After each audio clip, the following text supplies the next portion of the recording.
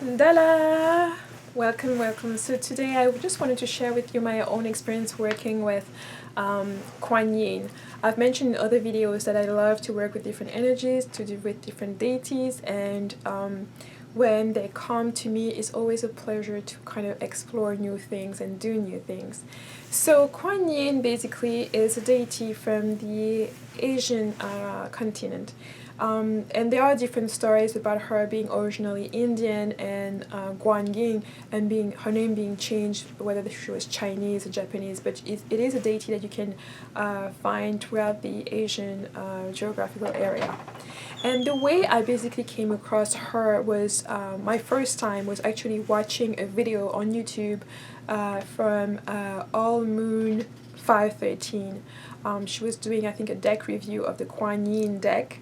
And I was just watching that, and as I was watching that, I started being pulled, my energy just went all the places, and I kind of traveled far east during the time of that 15 or 20 minutes video. And as I finished, I was just a bit moved by the imagery, which was fantastic and beautiful, and I will have to show you that deck in another video because the imagery alone, the artwork of that deck is really amazing. So that helped me travel there and and this was before I even went to China, so I really had that kind of energy, and that enabled me to take me to a different place. And it was really a feeling of a message of me needing, of her coming to me to assist me in my own healing and to expand on my own healing abilities.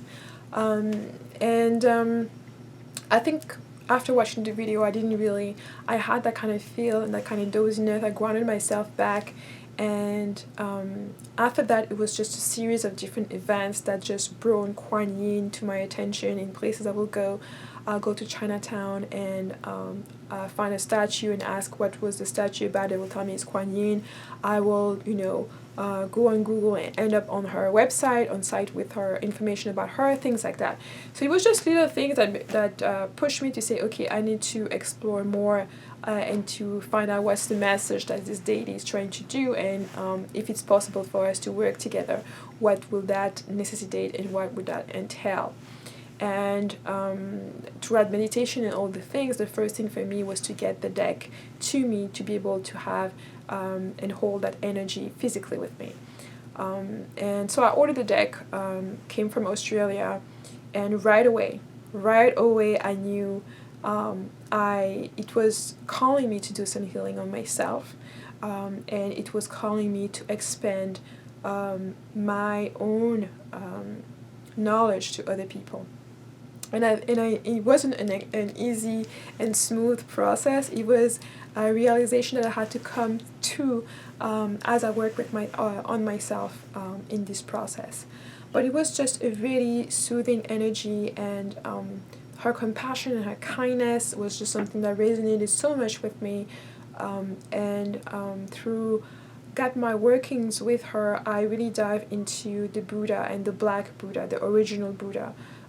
The black man and the black female Buddha and their expression. I came across different statues. I visited different shops that had these representations there. I discussed a lot. I talked a lot with older Chinese and Asian people who had that knowledge about the impact of black people in Asia, and the reason why some of these statues will have African features, and the hair of the Buddha and all that information behind that. So it was for me a different aspect of discovery. I think it's one thing to go and research anything about Afrocentric knowledge and gain to learn about yourself, but it was a different take for me to actually experience that and come across different people after one another in completely random environments, and have these discussions and grow that way. And then when I was finally ready to expand my practice and actually offer services and work with other people and basically use that gift to serve other people, She gave me full support. She's the one who brought me my first two assistants who helped me set up the company during the summer and helped me on a couple of projects. And throughout the time, I could feel her energy. So these two assistants, I basically put an ad with the students I knew at the time, asking them, if anyone wanted to work with me. I'm a lawyer, so I was offering to have also an unpaid internship with me, so that people who have questions can grow with me and things like that. The two students that I received were students who were, from Asian descent, both from Chinese descent. As we started talking, a lot of them were in tune with Kuan Yin.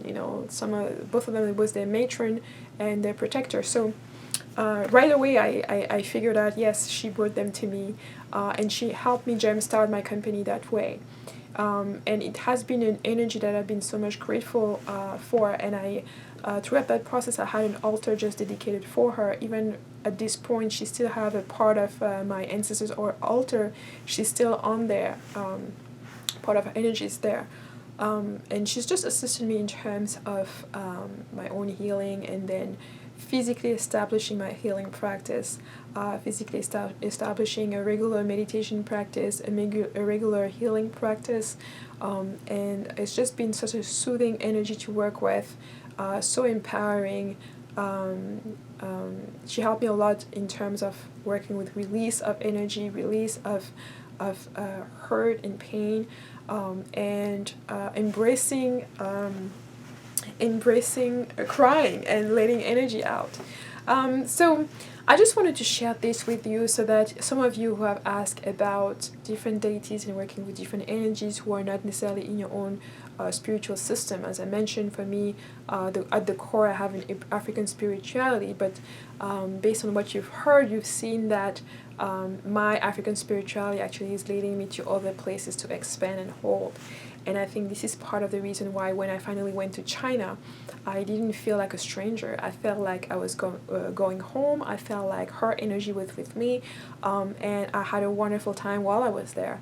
And even, I have to say, a lot of people have told me that they've had experiences of racism in China and things like that, but that was not my experience. That was not my experience in China, and that has not been my experience in other places interacting with Asian people. I've always felt like when I've met them, I've always felt like we were part of a big family. I always felt very much welcome. I always felt heard and understood, and well supported with them. So I don't know if it has to do something in particular with Kuan Yin, or if it is my own purpose and my own part of my own destiny. But I definitely felt like Kuan Yin brought a lot to my own life, and was able to support me in that aspect of my practice and development.